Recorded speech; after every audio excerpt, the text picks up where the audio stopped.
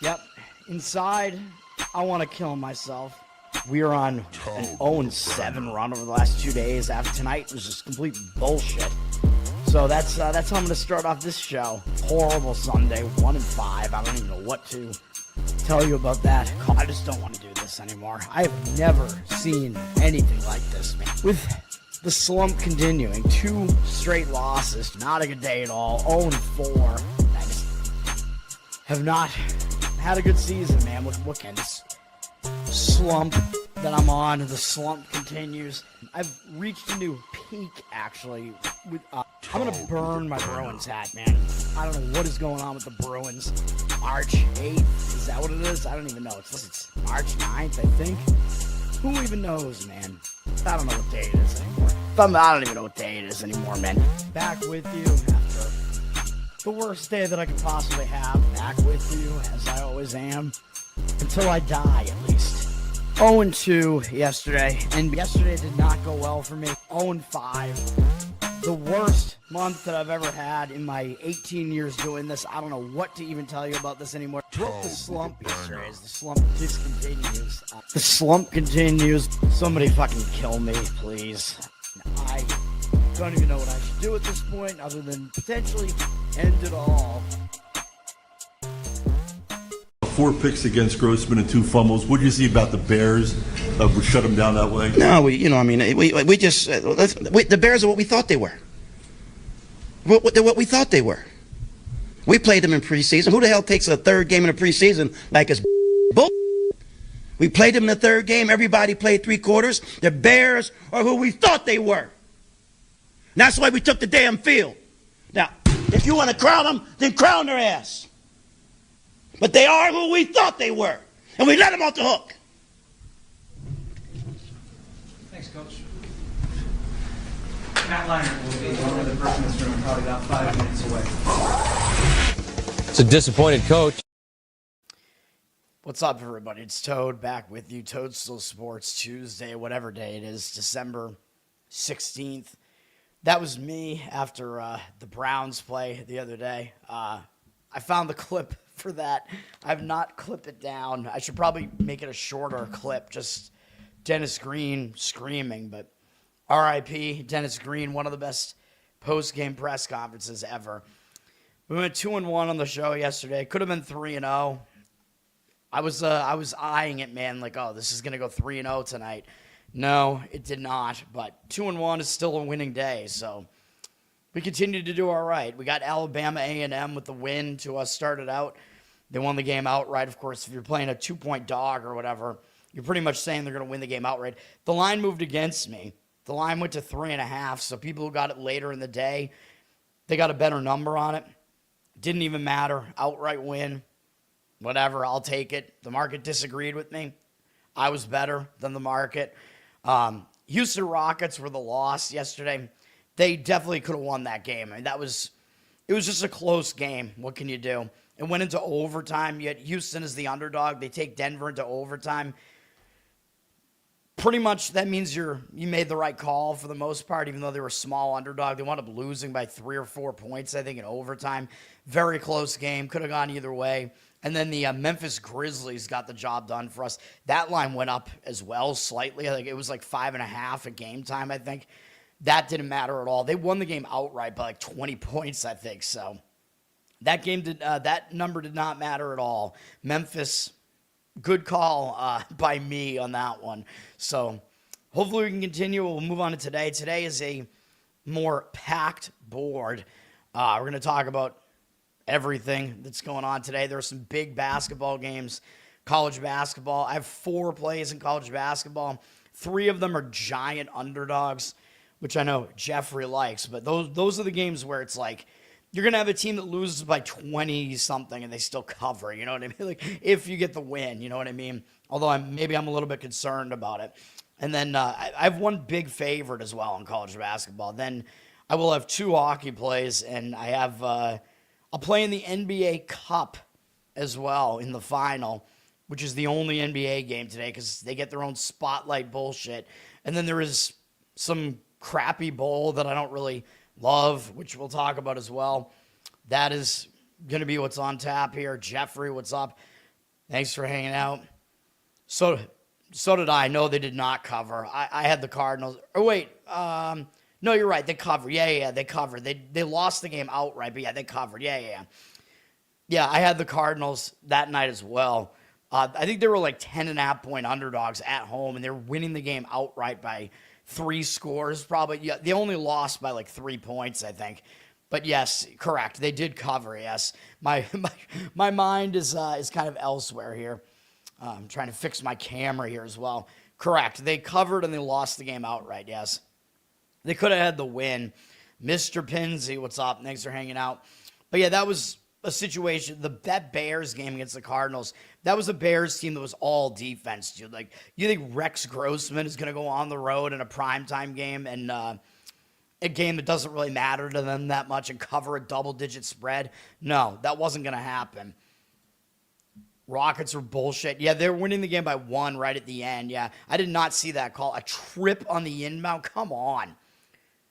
And the Nuggets player tripped over his own feet, but they gave the Nuggets the free throws anyway. That is bullshit. So you want me to get mad about it? I didn't see it. This is why I don't watch it. I basically just make the play, let the chips fall, and then just don't even pay attention. You know what I mean? Makes me less angry. Now I'm more angry, so thank you for that. Correct. That was the Monday Night Dog. I think it was Monday night, yeah. A classic, one of the classic dogs. Back then, you got more value on the Monday Night Dogs, though. You had the Ducks, Anaheim Ducks, and Wofford. Yeah, we'll talk about the Ducks in a little bit. I didn't see what happened with Wofford. I don't know. I had no opinion on that one. Rangers had an own goal. I think the only team that I know of that did that this year besides that was the Sharks. So, way to go for the Rangers. They're such an awesome home team, man. Rockets coach was mad at the refs. Yeah, the Rockets coach is former Boston Celtics coach Ime Udoka. Celtics fired him for having an affair. And it wasn't even like the Sherrod Moore situation. I don't think. Well, maybe it was. Was it internal? I don't know. I forget.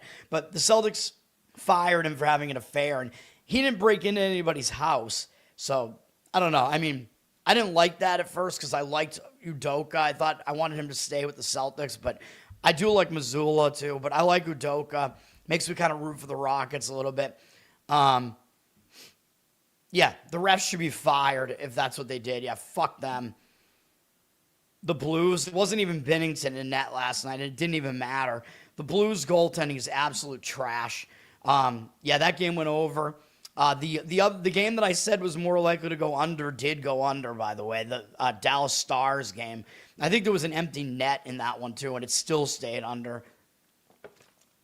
So, I don't know. I mean, I think my gauge is all right. And I said over in the Florida-Tampa game, and that was correct as well. Maybe I should just bet totals. Michigan coach, yeah, he was like harassing her or something. I thought it was an actual relationship. I have no idea. Whatever. We got to get into today, man. Garrett, what's up, man? Thanks for hanging out. You like UNC tonight? I'm going to talk about that game. I mean, it's a game that isn't really on my radar. Now, I apologize because I also have not added any of these. Hold on. I got to add these banners here, man. I forgot to do it. And stupid, StreamYard, as I keep saying, they make the banners default to having a timer on them now. I hate this. So I'm trying to put all the plays in right now. And I have 7 plays today. So bear with me for a second while I do this. I should have done this before. I was making the graphic, and then I forgot to do this. I have a lot to do, man. I'm a one-man show here. Got to hire a producer or something. I'm putting in all my basketball plays right now, at least. And then and I got to edit the timers on these now. Oh, my God. StreamYard, I mean, you could make this easier for us, you bastards. All right. And then I'm going to put just the college basketball ones in for now, and then I can get the other ones up on the fly probably.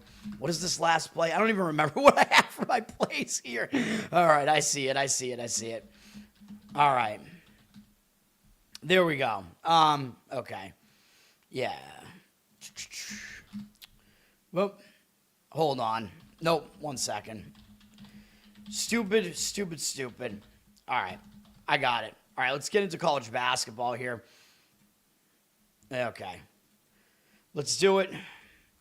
College basketball. We do have one early game today, which I do not have any real opinion on, which is Howard and Drexel in Philadelphia at 11 a.m. Nobody's going to watch this game. Howard is coming off playing against Hampton, I believe. Yeah, I believe it was in D.C., but I thought it was a neutral site game, even though Howard is in D.C. I don't know. Howard got that win there. I mean, it's not a very impressive win. Both of those teams suck. Drexel is not good either, although Drexel is coming off kind of a bigger game against a Philadelphia rival, LaSalle, and they fell just short of LaSalle, losing by 5. I'm presuming LaSalle, actually, maybe LaSalle was not favored in this game. Let me see. No, Drexel was actually a small favorite in this game. So they lost as a favorite. Sometimes teams will bounce back from that, but I don't know. My first instinct on this was to look towards Howard plus the points here. Drexel's up from 6 to 6.5, 54% of the tickets on them, but they are still coming off that Philadelphia game. Howard has 54% of the cash. Low total down to 135.5, so taking the points kind of makes more sense in a game like this. So Howard seems to be the side in that one, but I don't really have much of an opinion at all, obviously. Next game up is already a best bet, so how about that? Let's do it. All right. We're getting into the giant underdogs. We're going to take Lipscomb plus 33.5. We're going to get scum on our lips here. We're going to be super gay here. We're going to fade Duke in Cameron Indoor. But there's a reason for this. You know, there's a method to my madness here. We're going to take the huge dog here.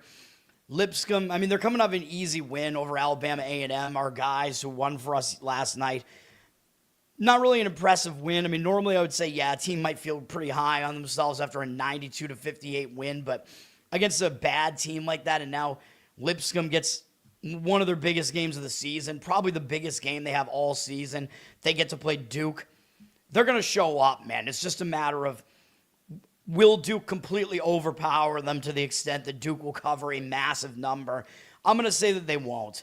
I mean, it's all about motivation. Lipscomb, I think, will show up because they get to play one of the big boys, one of the best teams in college basketball. They'll get up for it. I don't think they'll be intimidated because they did have to play on the road, like at Vandy earlier this year, so they're not totally unbattle-tested. I know they got absolutely wiped out in that game, but Duke is a different style. Duke plays slow, so that's another thing. Like Duke, the style of play, like the pace that they run, is not very conducive to winning by huge margins like this, even though, of course, they do against some of the bad teams. But Lipscomb isn't really that bad either. Like Ken Baum has Lipscomb almost in the top half of Division I, so they're not like a total doormat or anything. They're not a horrible team. So I think they'll be game for it, man. And for Duke, this is a bad spot for Duke. I mean, that's the other thing I'm doing here. This is a huge sandwich spot. I mean, this is the obvious flat spot in Duke's schedule here, where Duke is coming off beating Arkansas, Florida, and Michigan State, who was in the top 10. Huge wins in all three of those. They're coming off all that, and now they get this weak Lipscomb team at home. And up next in 4 days, Duke's got to play Texas Tech, and then Duke starts ACC play against Georgia Tech, although Georgia Tech's not that good, but still ACC play. So this is literally the only game against a non-power conference team that Duke has, actually, I think, for the entire remainder of the season. So this is the down spot in the schedule. That's all there is to it. We're going to take Lipscomb plus the points in that one, man. I think, again, a lot of it is about Duke just not having that much, like enough motivation to win by this amount. They play at a slow pace. 32 points is the line right now. It's gone down, actually, from 33.5. Hopefully there's not a difference between 32 and 33.5. When you're getting into numbers that are that sky high, it's like, it doesn't matter that much. Like, if you look at Ken Palm and stuff like that, Duke, because they're Duke, the odds makers have to throw extra points on Duke. You know what I mean? Like, you're almost always going to get line value fading a team like Duke. So, like, the line in this game probably should actually be about 28 or so. So, you're definitely getting a little bit of line value taking Lipscomb. I know it's a total that's not as low as I would like at 154, but the fact that the total's going up is interesting because Lipscomb is the team that likes to play faster. So maybe that means Lipscomb will actually like kind of speed up the pace a little bit and try to throw Duke out of the style that they want to go. I mean, I don't expect that really, though. Obviously, the better team at home is going to control the pace for the most part. But again, we're okay with that because it means it's going to be a slow game. So Lipscomb is the play in that one, which Garrett probably likes that as a Tar Heel fan. People are getting run over around Drexel. What do you mean? What the hell? Duke is smashing teams, yeah, but they don't have an incentive to do it here. Okay, what else are we going to talk about? I was going to talk about, UMass Lowell against Sacred Heart. Sacred Hat, kid. I do not like UMass Lowell in this game. UMass Lowell just basically took Quinnipiac to the brink. That was a big game for both teams. Well, that was a big game for UMass Lowell, Quinnipiac is the better team. They're a big favorite at home in that game. Probably somewhere close to a double-digit favorite. And I talk about this. When a team is like a double-digit dog like that and they come close to pulling off the outright upset, I think they come up flat more often than not in the next game. And after this, they have to play a bigger brother to them in Massachusetts, which is Boston University, even though they're not that good. And then they have Iowa after that. So this looks like a flat spot to me for UMass Lowell. This is not on my card, but I would take Sacred Heart plus the points. Sacred Heart with a little bit of momentum coming off a win over NJIT, who suck. I don't remember. Do we have that? Was that a winner on the show? I don't remember. Maybe it wasn't. We had Sacred Heart in one of these games. I don't know. It might have been the Mount St. Mary's one. I forget. We did get a win on them at one point this season, though. Not going to play it, but I would take the points of Sacred Heart in this one. Lay the points. That's even crazier. They're up from 1-3 as a favorite on the road at UMass Lowell. That's how bad UMass Lowell is this year. They're actually a home dog to Sacred Heart, and Sacred Heart is not good. So, my apologies. I would lay the points with Sacred Heart, but obviously a 1 is a lot better than a 3, so you're already losing line value on that. Again, these lines move so quickly, man. And the bowl games, which we'll talk about later, the bowls move like out of control. Toledo is at Michigan State, number 9 in the country, Michigan State. I know Duke, by the way, number 3 in the country. Probably they are indeed like a top 5 team. Michigan State, I don't know, where does Kempom at Michigan State? He has them outside the top 10, but not by much. Michigan State coming off beating Penn State, but that was one of our winners on Saturday. Michigan State almost lost that game as a big favorite. So you could argue that Michigan State will actually show up more focused here and bounce back from that game, whereas they're going up against Toledo, which I believe our friend Saab had Toledo in this game against Robert Morris. Toledo was winning that game by like almost 20 points at halftime. They were winning by more than 20 early in the game, and they wound up losing the game. So I don't know, man. I mean, is Toledo going to be in some sort of like hangover spot if they blew a giant lead like that? Or is the argument, well, Toledo was actually way better in that game than what the final score would tell you? I don't know, because they had a terrible second half. I could see this game going either way. Michigan State, you could argue, well, they're off another Big Ten win. Maybe they won't pay attention here. But on the other hand, maybe Michigan State bounces back because they didn't play well. The market read looks like it's saying to take the points with Toledo in this one. Michigan State, 67% of tickets and only 53% of the cash. The one thing that you do know is that Toledo should at least be motivated because they're getting to play one of the big boys. So I guess I won't really disagree with that, but that is a difficult read for me. Saab, you're on Bowling Green. You have a better number than I have on it. Somebody was on Toledo. I don't know. Somebody in the chat, I apologize. Saab, I thought it was you because you bet all these these games that are just, under the radar. Bowl games, very difficult to bet. You got to get on some of them early. I usually tend to do pretty well in the bowls, but now that we're in the new NIL situation and stuff, I don't love what's going on. I still am probably going to give out a play for tomorrow's bowl game, but I mean, you're not going to get the number where it was when it was at its best. Let's just say that.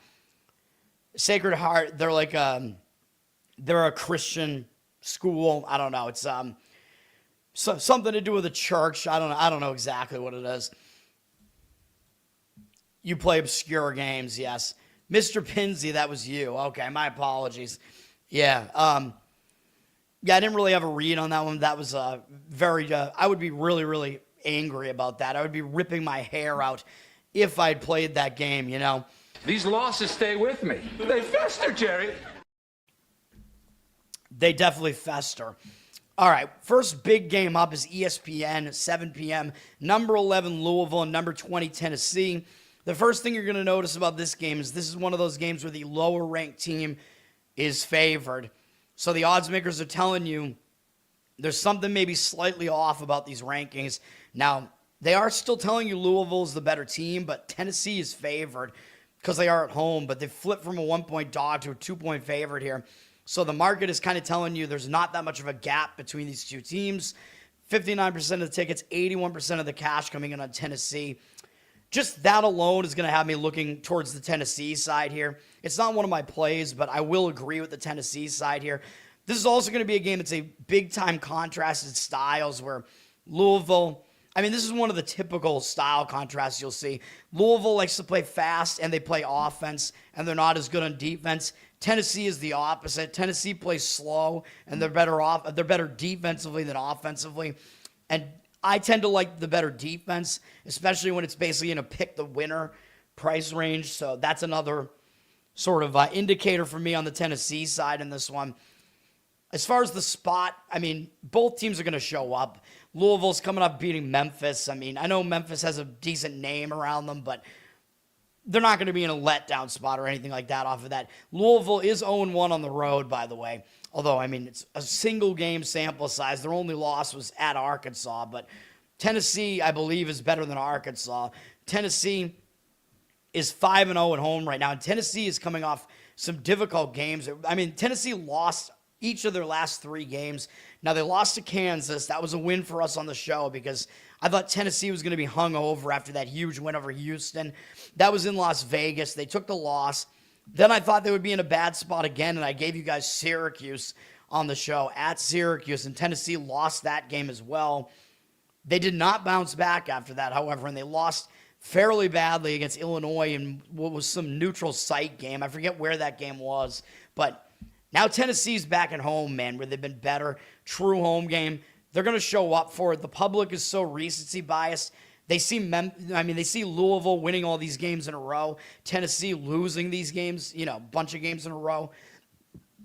The public is only going to pretty much be on the Louisville side, I would guess, getting points especially. And again, I'm going to disagree with that.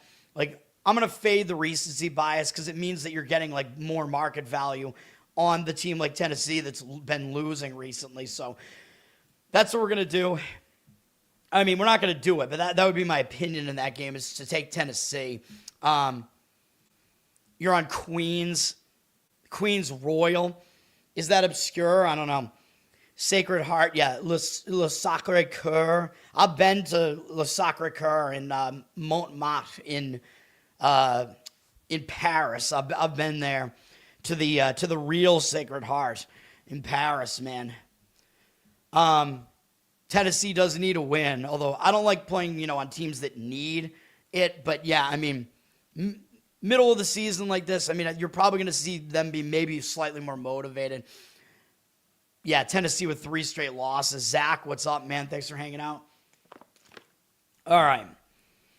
Thanks for hanging out, guys. This is going to take longer because I'm interacting with everybody in the chat. I hope my voice holds up. I might have to, take a break after college basketball and then come back and do the rest.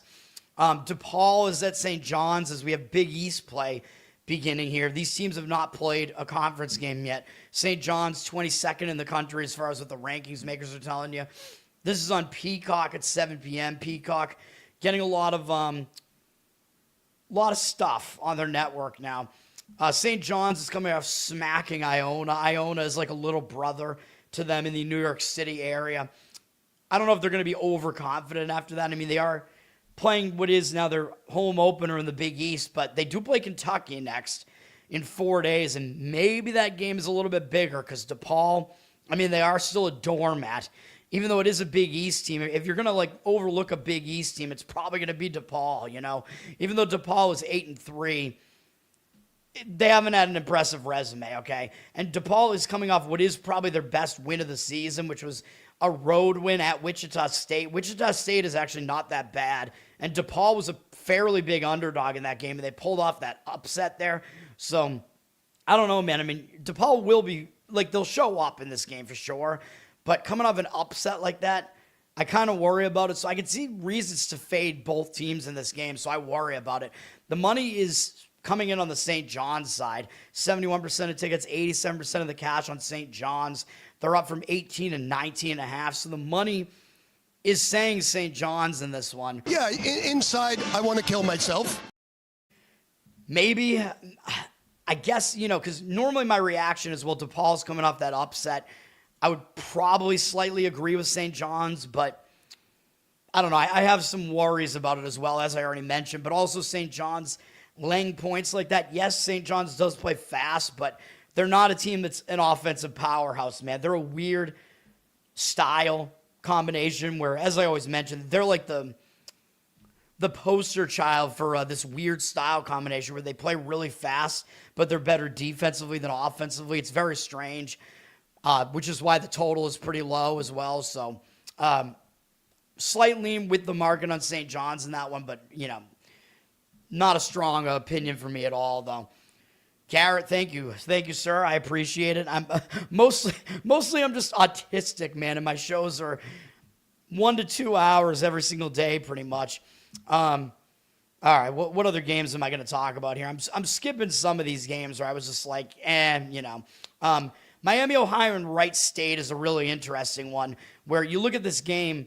Miami, Ohio's 10-0 to start the season and undefeated on the road, and Wright State is 5-6, except Miami, Ohio's only a 1.5 point favorite here. It's like, well, what's going on? It looks so easy to play Miami, Ohio, right? Like the books, they're just throwing money away, right? Like, how you see a game that's picked the winner like this, how could you not take Miami, Ohio? 10-0. Well, I'll show you right now why you don't want to do that. Miami, Ohio's had one of the weakest schedules that I've ever seen, man. I mean, what is their best win on the season? I don't know. I mean, they've played an unbelievably weak schedule. Their road games have been against Air Force, UNC Asheville, who was way down this year, and Eastern Kentucky. None of those wins are impressive at all. Again, I can't even tell you which opponent is the best opponent they've beaten. It might be Old Dominion, to be honest. So that was a home game, I think, or maybe a neutral game. And Old Dominion's down this year, too. So, I don't know. This Miami, Ohio team, while I do think they might be one of the better teams in the MAC still, they're nowhere near as good as this record looks. They're having to play a Wright State team that I think is going to be up for this because Wright State is also in Ohio. And Miami, Ohio tends to make more noise in college basketball than Wright State does. So Wright State probably considers themselves to be a little brother in the state of Ohio. And Wright State has faced a more difficult schedule here, man. I mean, they played Cal. They actually only lost by 10 to Cal on the road. They played Kent State, who's probably the best team in the MAC. They played Butler on the road, although they got smoked. But still, Butler's way better than all of Miami, Ohio's opponents. I mean, they have Toledo in there. Youngstown, not really that bad. Marshall's not that bad either. So Wright State is definitely facing a more difficult schedule. My worry is that they are coming off that game against Marshall, where Wright State, I believe, was an underdog in that game, and they came pretty close to winning that game at Marshall. So, I have some concerns, although I think they will show up. If I was going to play this game, I would have to play Wright State in this game. The money seems to agree with that. You might actually want to, you will probably wind up getting them as an underdog in that game. 80% of the tickets and 97% of the cash on Wright State, so the money seems to agree with that. That's one of those ones where I like those early season, where the records don't really tell you how good each team is. You know what I mean? Like the odds makers are still telling you Miami, Ohio is the better team, but not by that much. So, yeah, that's a game where I would go with Wright State in that one. All right, next up, the next best bet here. I'm going to show the graphic every time. Why not? Saab and I are sharing a brain, I think, because we're on Bowling Green as well, although I think the best you can get is 21.5. Hopefully it's not going to matter that much between 19.5 and 21.5. Hopefully there's some buyback on this or something so you get a better number. I don't know if there will be. It's all the way up to 22, and I know I'm laying a lot of points in the game with the lowest total out of all the games I'm playing at 147.5. But part of the reason the total is that low is because Chicago State is an abysmal offensive team. So that is part of the reason why. Bowling Green actually likes to play somewhat faster. Chicago State likes to play slow. So I think if Bowling Green pushes the tempo just a little bit in this game, in my opinion, they should run away with this game. Bowling Green did get a win for us not that long ago as a fairly sizable favorite as well. So they're on my good side right now, and hopefully they stay that way. Chicago State, I mean, not only are they a terrible team, but they're in an awful spot. They just pulled off an upset over their in-city big brother in Loyola Chicago. I know Loyola Chicago, their record is horrible this year. They're not as good as what we thought they were going to be, but they're better than Chicago State, man. They're still a big brother to them in Chicago. This is a major, major win for Chicago State. Chicago State stepped up for this game, and this is really what Chicago State does. Like, if you follow them, they usually play like above their level against these like Chicago area schools. Like, a lot of times they put in like a really good performance against like Northwestern, Illinois, Chicago, which I think they did again this year, something like that. But once they're finished with those games, it's like they have nothing left. I don't have the odds in front of me right now because ESPN doesn't give them to me anymore on the page because they got rid of ESPN Bet. So they should track the DraftKings history, man. But Chicago State was a huge underdog in this game, guaranteed. I think Loyola Chicago is probably a double-digit favorite, and Chicago State won the game outright. Now they're going to Bowling Green for another road game, which, are they really going to get up for Bowling Green? I don't know, man, even though Bowling Green does have a fairly good record here.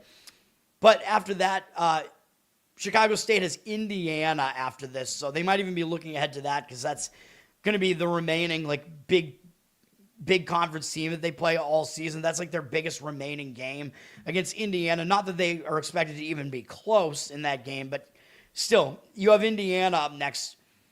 You might start looking ahead to that game, you know. So this is basically a sandwich spot. Bowling Green, 4-2 at home, by the way. Chicago State's 1-8 on the road. Bowling Green, I know they just put up 131 against Aquinas, whoever the hell this is. Whatever. The Aquinas Saints. St. Thomas Aquinas, I don't know. Bowling Green beat that team by 81 points, and I know usually I'm not going to want to play on a team that just won by 81 points, but in this case, I think it's warranted. I mean, I think that was just kind of a bounce-back, tune-up situation for Bowling Green here.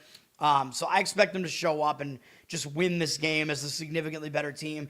Yes, I know they do have Ohio up next, which debatably that's a bigger game because Ohio's in the same conference in the MAC, but Ohio's only 4-6, so I don't really see that being that big of a look ahead there.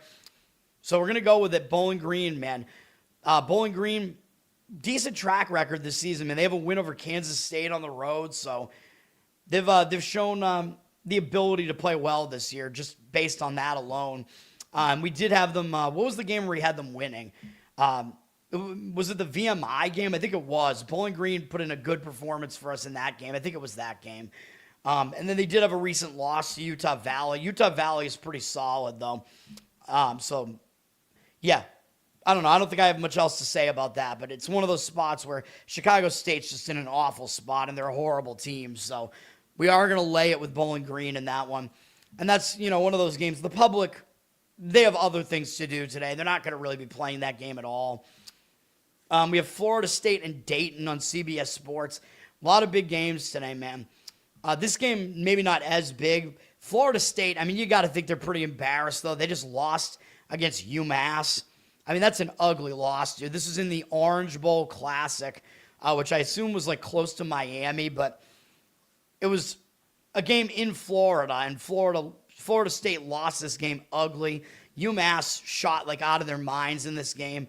55% from three, 54% from the field. That's not going to happen again, so kind of an outlier. Florida State was coming off a run of Texas A&M, Georgia, and Houston, so they were kind of in a flat spot there, it looks like. So I think they're going to bounce back in this one, playing Dayton. They do only have one other true road game this year, though, but they did step up well. They played to within 2 points of their in-state rival, Florida, back then. So they're at least road-tested to that extent. As far as Dayton is concerned, though, Dayton's 6-0 at home, and Dayton's coming off an easy bounce-back win over North Florida, so they're going to show up. I mean, they're not going to overlook Florida State. So I think both teams show up focused here. The money is saying Florida State, though. Dayton's up to a 6-point favorite, 77% of tickets on them, 66% of the cash coming back in on Florida State. Well, we see the percentages shifting, but the market is still saying Florida State here. It's interesting that the total is high because Dayton likes to play slow. So if the total is this high, the odds makers are almost like indicating that Florida State's going to be able to speed this game up to some extent, which I would agree. Now you're getting 7, it looks like, on the Florida State side here, +7. I probably would agree. Florida State's coming off the more embarrassing performance. Dayton, the style that they play, even though they're called the Flyers, they play slow. They're not really built to cover a huge number like that. Well, it's not a huge number, but like they're not a good, like, big favorite, you know what I mean? Because they just don't play that style. South Carolina and Clemson, big rivalry game here, which I mentioned this on Saturday. We faded Clemson, and Mercer gave them pretty much all they could handle. We got a nice, easy cover on Mercer. Mercer came to within 7 points of Clemson in that game. Part of that handicap was Clemson was going to be looking ahead to this one. Now, both teams are going to show up for this. South Carolina seems to be kind of on the upswing, and maybe they're a little bit under the radar. Even though they're an SEC team, they've been the bottom of the SEC. You know, they haven't been good for a while, but they look like maybe they're improving this year. They're coming off an easy win over Citadel. I mean, they didn't cover, I assume. They were looking ahead to this game too, but they were not overworked in those games, let's say. Clemson, neither were they. I mean, well, Clemson, they had some work in the previous 2 games against Alabama and BYU. Those were tough games, which is why I faded them against Mercer. Mercer obviously got us the money in that one, covering easily. Now, I expect Clemson to show up here as well, but both of these teams are coming off games where they didn't play, you know, up to their level, you know. And this is a game where Clemson is going to be favored. Clemson is the team that everybody remembers being the better team recently because Clemson made the tournament the last 2 years. Clemson, I think also, didn't they beat Duke last year at 1.2 during the regular season? I believe they did. So people just, you know, the public, basically, the recreational guys, they think of Clemson as the better team right now because that's what they've seen recently. So maybe South Carolina is kind of the under-the-radar commodity in this one, the undervalued commodity, let's say. Clemson is a big favorite. Like the odds makers are still telling you that they're the better team. They're a 12.5-point favorite down from 13, although it looks like they are an anti-public favorite. So maybe my gauge on where the public is going to be is wrong. Because I was actually kind of expecting this game to be, this line to be lower than it is. So it's kind of interesting. I don't like this game, but 71% of the tickets, 58% of the cash on South Carolina. So maybe I'm wrong. And the public is just saying, oh, well, this is a rivalry game. Take the points. So the market read is saying to lay it with Clemson, but I would not want to do that. I mean, it's the total's at 139.5. That's a low total. Clemson likes to play slow, so they're not really built to cover numbers like this. So I don't really love that. I mean, I still kind of lean towards South Carolina in that game plus the points, but I don't really want to fade a market read like that either, and I don't really have a strong situational angle to lean on in that game. All right. I'm pretty much just talking about like the big teams here. I'll talk about North Carolina because they are ranked. I'll talk about them for our new subscriber here, Garrett. Thank you, sir. North Carolina is ranked 12th in the country. They're facing East Tennessee State. Now, East Tennessee State, they're pretty good this year, man. Like, they're going to be one of the teams in the mix to win their conference this year, the SoCon, which they usually are in the mix in that conference. They're coming off a somewhat ugly loss, I would say, to Austin Peay, although Austin Peay is better than their record looks, as we know, because I've given out Austin Peay, I think, at least twice this year as a play, and I forget if they won both. They definitely won at least once for us. So Austin Peay is not bad. They're better than their record looks. They beat East Tennessee. East Tennessee, I mean, you could argue maybe they were looking ahead here, man. I think Austin Peay maybe consider themselves to be the little brother to East Tennessee because they're both Tennessee schools. So Austin Peay was probably the slightly more motivated team in that one. East Tennessee, I think, might have been looking ahead a little bit to North Carolina. I think they're going to show up in this game. For North Carolina, I know they're undefeated at home. They're good at home. they don't really have, North Carolina, they're coming off an easy win over USC upstate, South Carolina upstate, whatever, but there is the potential look ahead here where they do have Ohio State coming up, and that's a Big Ten team, they're not the greatest team. Ohio State's probably going to be one of those teams that's like a tournament bubble team this year, trying to make the tournament. That's probably about where they are. But it still might be a look ahead for North Carolina here. So not a strong opinion, but I would lean slightly towards taking the points with East Tennessee in this one. The line is not that high either. So, the public's going to be coming in on North Carolina in this one if they play it. 93% of the tickets, 97% of the cash. That 16 actually doesn't look that high. But it's the odds makers giving respect to East Tennessee, and I think it is worthy. They are worthy of it. They're definitely a decent team, man. So I would probably lean towards taking the points in that one, even though North Carolina does tend to play on the faster side. Total's not that high at 150, so I don't know. That's just a little bit of information on that. Next game up is going to be one of my plays.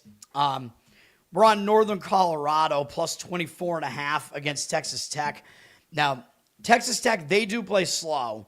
They play on the slower side, so that's one of the things that I look for. We have faded them as a big favorite this year before, I believe with success, if I'm not mistaken. Because, again, these slow teams, if they're in a game where they just aren't that motivated, to cover this thing, they're not going to get over that number, you know what I mean? Playing the slow pace, like, they can get in and get out and win this game by, 19, whatever points. Like, this line is too high as well. Like, if you look at, like, Ken Palm, of course, again, like I said with that other game with Duke, the odds makers have to skew the line because they have to try to split the action, and they know that the action is going to be on the Texas Tech side, so they have to overvalue Texas Tech in the market a little bit. So inherently, you're going to get a little bit of market value on it. Like, I think the line should probably be about 20 or 19 in this game, which I think is basically probably around what Ken Baum is telling you. Northern Colorado, they are not a bad team. They're going to be in the mix to win the Big Sky this year. They're off to a 9-1 start. I know they haven't really been that battle-tested.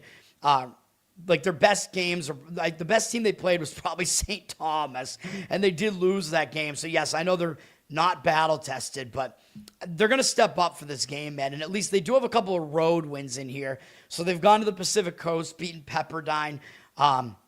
They beat Air Force, although Air Force sucks. They beat Omaha. Omaha kind of rose up last year, and they were actually a pretty good team in the Summit. So Northern Colorado, I don't really see them being intimidated by this, at least. And they're coming off a pretty bad performance, man. I think they were looking ahead to this Texas Tech game because Northern Colorado almost lost to South Dakota. And this was in Northern Colorado. Northern Colorado was a big favorite in this game. I don't know exactly what the number was here. They were probably about a 7-8 point favorite in this game, I would guess, and they almost lost the game outright. And I talk about this when a team is a big favorite like that and they almost lose outright. I like to jump on them in the next game. And part of the reason why they almost lost was they lost the turnover battle, though they only lost it by 1. But they also had a terrible free throw shooting game. So, I'm looking at this box score. It's like, oh, well, Northern Colorado shot really well in the game. 59% from the field, 45% from 3. Yeah, so it's not a good sign that they did that and they almost lost the game. Yes, I know they lost the rebounding battle. They're probably not going to win the rebounding battle against Texas Tech either. But one of the major outliers in this game, again, you got to dig into the box score for it. It was the free throws. Northern Colorado, 14 for 25 from the free throw line. That's pathetic. Even the worst free throw shooting team doesn't shoot that bad from the line. So that was a bit of an outlier. So I think you're going to get, in some ways, a better performance from Northern Colorado here. And again, I like to play teams that weren't very good as a favorite in their previous game. Texas Tech, they just have bigger fish to fry here, man. Texas Tech's coming off some bigger games. They crushed LSU, and then they had a close loss to Arkansas, where Texas Tech was in that game pretty much wire to wire. It was a big game. They lost by 7. Now they have to turn around and come off of that, or to me, it looks like a flat spot. And to make it worse, in 4 days, they have to play Duke. So we're playing both sides of that equation. The Duke and Texas Tech look ahead. We're fading both teams today because of that. That's what we're going to do. I think it's a sandwich spot. I think Texas Tech, again, this game is just surrounded by bigger games for them, whereas for Northern Colorado, this is one of the biggest games on their schedule. So I think they will show up. And that is that. The total, yeah, it's not exactly low, 154.5, but I still like it. We're getting additional line value here. It's up to 25.5 now, so you can get another point of value. 53% of tickets and 65% of the cash on NoCo, Northern Colorado. Hopefully NoCo is not a no-go here, because we're going to be on them, plus the points. There you go. Mostly, simply, it's a sandwich spot for Texas Tech, so that's what we're going with there. You're rooting for the Heels, go Heels. Yeah, well, for me, I mean, you know, I'm not that much of a fan of of any of the North Carolina schools necessarily, but I really, really despise Duke. So I'll be with you in the Duke hatred. Let's just put it that way. And I was a Michael Jordan fan growing up, so I can't hate the Tar Heels that much. You like that? Fade them both in the same look ahead. Yeah, it sets up a similar spot to go against both teams, so why not? All right, and then we got, what other games do we really even want to talk about here? I don't know, man. So, you know, trying to keep this show from going like ridiculously long. I mean, if you want me to talk about a game I haven't talked about, I will. We do have Yukon and Butler. Big Ten action continuing on Peacock at 8:30 p.m., man. Yukon, number 5 in the country. This is going to be kind of a contrast of styles. Yukon likes to play slow. Butler likes to speed it up a bit. Yukon should win the pacing battle and slow it down at home, but Yukon's going to be a favorite here. So, you know, I don't really love favorites that are, especially ones that are probably going to be overvalued in the market, like Yukon will be here. And team, you know, when that team slows the pace down, I don't love that. So just kind of by default, you know, just because I've been doing this for so long, by default, my default reaction is, oh, you want to take Butler in this game. Butler also is a team that's been down the last few years. They've missed the tournament the last few years, and they're on the rise again, man. Like, they might make the tournament this year. They're not that bad. For Butler, you know they're going to show up for this game. But they are coming off a Big Ten. Did I say Big Ten? Big East. Why do I keep saying Big Ten? Big East. My apologies. Butler is coming off their Big East opener already. And it was a crazy barn burner of a game, man. 113-110 in double overtime over Providence. That does worry me that Butler's coming off a double OT game, and it was only 3 days ago, so they might be a little bit tired off of that. Butler, their arena's crazy, dude, which shout out to Hoosiers, because Hoosiers was filmed in this arena, Butler's arena, that's like sideways, you know what I mean? Like, for some reason, it extends like the wrong way for whatever reason. You can see it there. It looks like an airplane hangar, dude. The Hinkle Fieldhouse or whatever it's called. Butler, though, yeah, that was a big game, man. Their Big East opener beating Providence in double OT. Now they're going to go on the road. I do worry about it. Their other game on the road, they played close against SMU, though, so they did not have a bad performance there in that one. So that's at least something. They're still going to show up for a game against Yukon, though, obviously, you know. It's just how much are they going to have left in the tank after that double OT game. But on the other hand, it was a bad performance from Butler in a way, because Butler was a fairly big favorite in this game against Providence. Providence isn't that good this year, and Butler almost lost the game outright, so maybe they were already looking ahead. It's weird to say they might have overlooked their Big East opener, but maybe they did, because Yukon was on the horizon. Now, for Yukon is coming off a game where Yukon didn't play that well against Texas. That was a winner for us on the show with Texas plus the points. Texas came to within 8. So I think Yukon might actually show up with more intensity in this game as well, because part of the reason I faded Yukon in that game was the Butler look ahead. I was like, oh, they're going to be looking ahead to their Big East opener here, and Yukon was coming off the big tournament revenge win over Florida as well. So that was a sandwich spot. So that was me saying that I thought Yukon would show up in this game. I think both teams will show up. This is in Hartford again for Yukon. It's not one of the games in Storrs, Connecticut, where Yukon has the most like rabid, wild fan base when they're playing on campus at Storrs, which they're not doing here. But it's still a home game in Hartford. But it's, you know, the lame, like rich, old money fan base more so. But in this game, all that being said, I think I still probably would lay the points with Yukon, though. They're down from 16.5 to 15. 65% of the tickets, 82% of the cash on Yukon. I just think Butler's in kind of the worst spot, man, off of playing a double OT game, and Yukon playing in the same arena they just played in, and they didn't play well in their last game. So I kind of think Yukon is the right side in that game, despite the fact that they like to slow it down and whatever. So that's my read on that one. Arizona ranked number 1 in the country against Abilene Christian. Arizona, probably not actually the best team. They're really good, but Ken Baum has them 5th behind Michigan, Gonzaga, Iowa State, and Duke. But those rankings are going to be moving around a lot, man. Purdue, Yukon, Houston, all those teams are really in the mix. They're going to shuffle around a lot. This is a pacing contrast.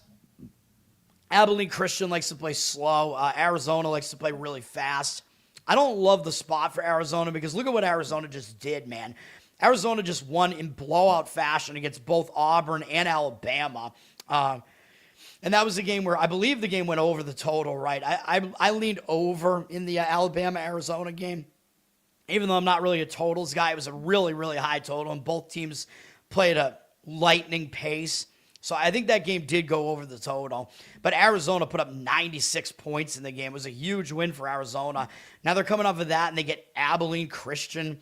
And after this, Arizona has somewhat of a bigger game against San Diego State. At least the name San Diego State is big. They still have their same coach there, I think, who's been there for forever. They're still, they're still seen as like a big basketball school. So this looks like a sandwich spot to me.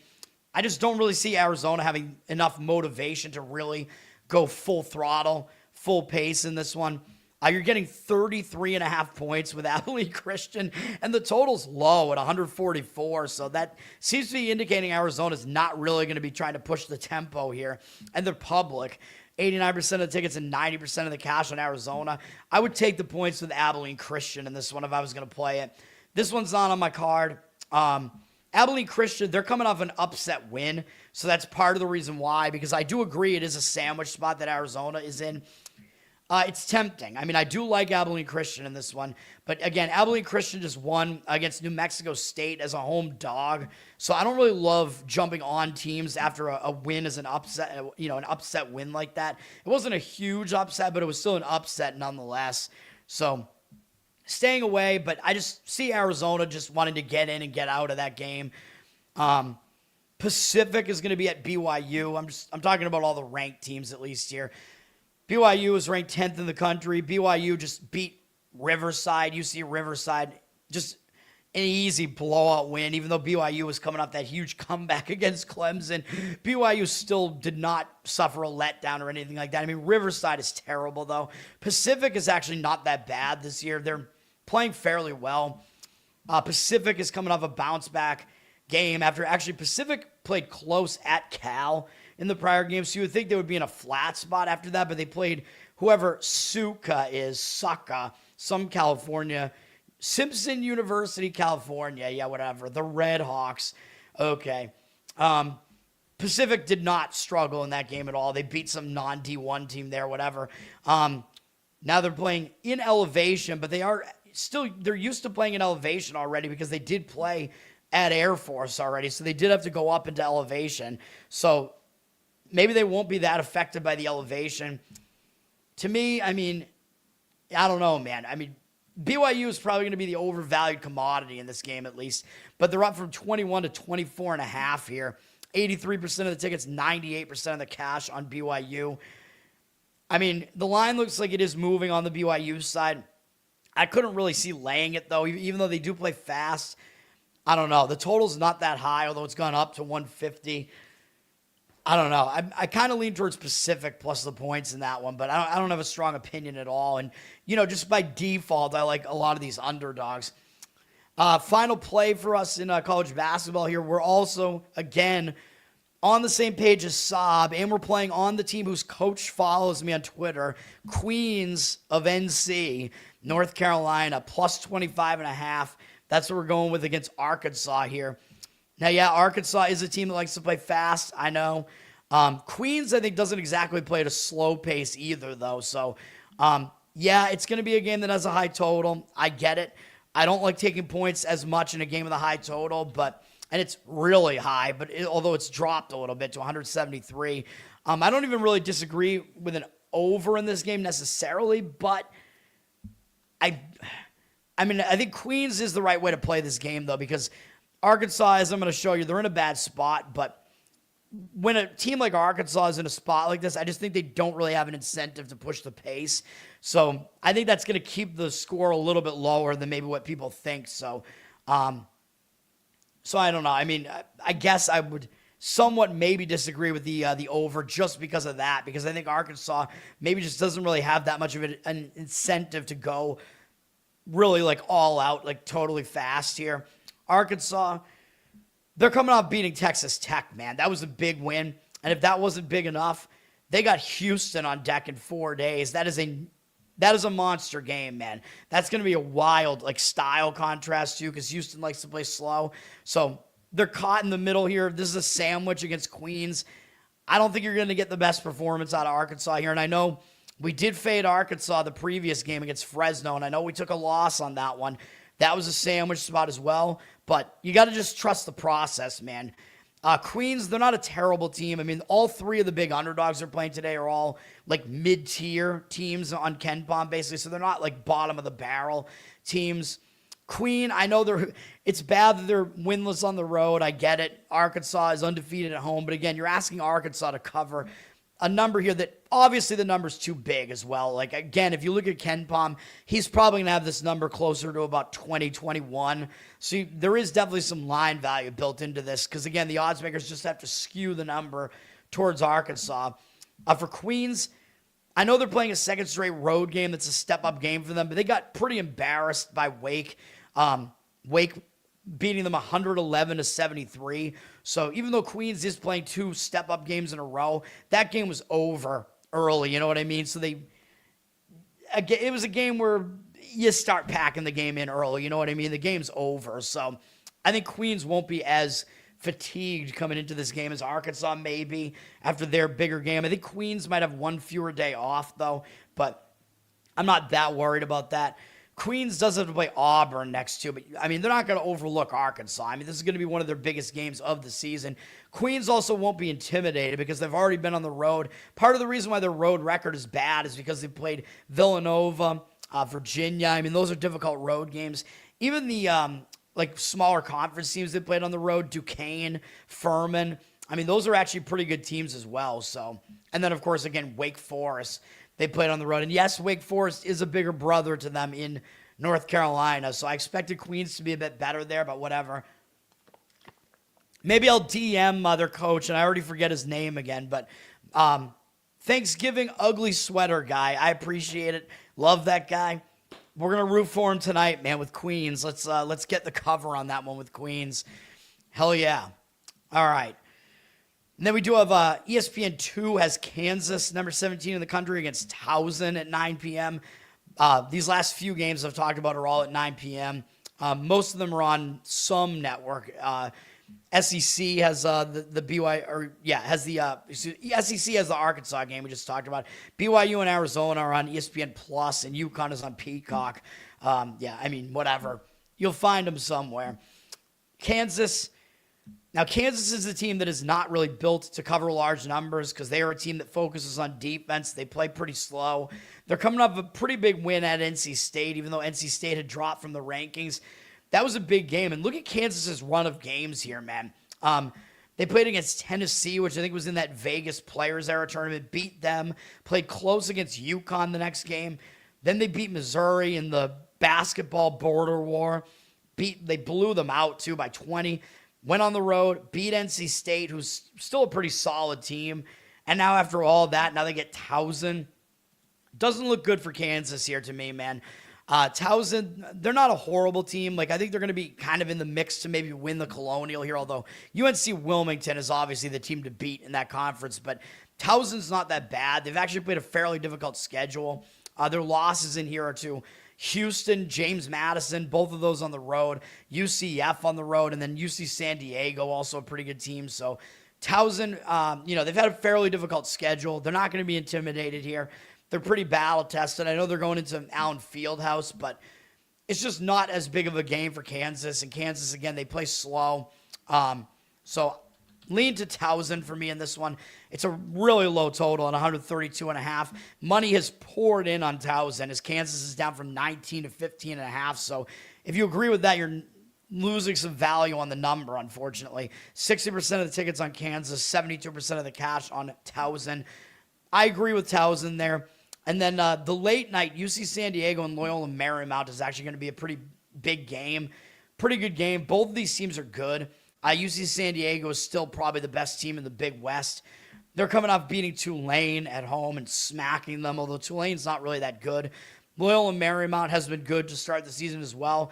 They're off of 2 straight losses, though. They lost at home as a favorite to Stony Brook somehow, and then they did not bounce back as they lost to a St. Louis team that's pretty good, man, with Robbie Avila there, Kareem Abdul-Jabbar. That St. Louis team is pretty stacked this year. They're good. They should make the tournament. I'm going to be mad if they don't make the tournament.